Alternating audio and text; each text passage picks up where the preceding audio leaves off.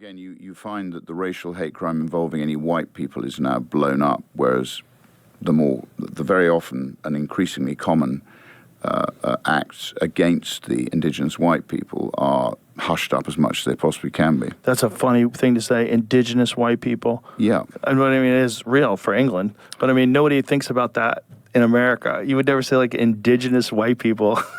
Well, we do have an identity, yes, Joe. of course. There's a reason why everyone's so pale. Yeah. We do have an identity, but I think is indigenous. As I say, we've been very tolerant of people who've needed help. We've let them into the country, and on the whole, they have integrated and they have contributed. Right. And I have no problem with that. Like you, I'm absolutely in favour of that. And the only problem is the people that aren't integrating. If people don't want to come and live and integrate and contribute, then they shouldn't come. They should remain in their own country. Well, it's also the idea of incentivizing people to illegally migrate to your country is just pure insanity. You're going to run out of money.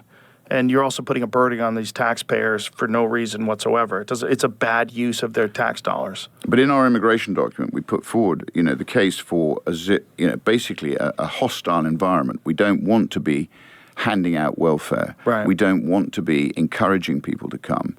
We want to create a hostile environment and encourage people to go, unless they're contributing, to go back to their own country and live there, particularly if they don't like our culture and our laws and they don't respect us and they think we're the infidel. But do laws exist that would allow you to deport those people? Well, you'd have to repeal. So that's why it's so important we win an overall majority in Parliament by 29, because then we can repeal a lot of this legislation, which will then empower the nation state again. So this is the legislation that provides healthcare, dental, welfare, housing to This is people. Legislation largely passed by Tony Blair and his acolytes. And this was all just to encourage mass migration. I think it was to encourage this mass immigration and make it very difficult to stop it practically. Interestingly, he's quite crafty because he came out the other day trying to distance himself from a lot of the things that he has actually created. So he's quite a canny old fox.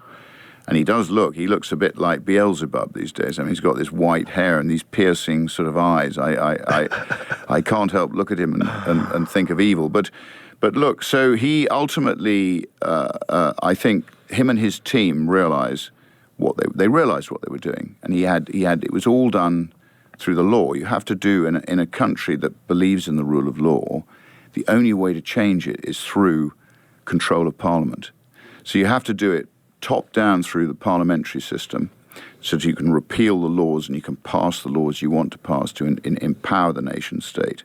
And at the same time, which we're doing, you need to start controlling local government as well, because local government's gone badly wrong. And a lot of the failures from the rape gang inquiry weren't just the national government. You had failure at local government as well. So are the local government willfully ignorant? Are they denying its existence? Are they gaslighting people on it? Yeah, in the case of Labour, they've enabled it. I say I can't see how anybody can ever vote Labour again after they've read this report, because Labour has clearly enabled this, both at national level by denying what's been going on, and at local level where you have local government. And it happens mainly in Labour-controlled areas. You've got people denying completely that this has been happening, whereas we know it's happening. We have people like Sammy Woodhouse, who's a victim of it, who had a child by her rapist.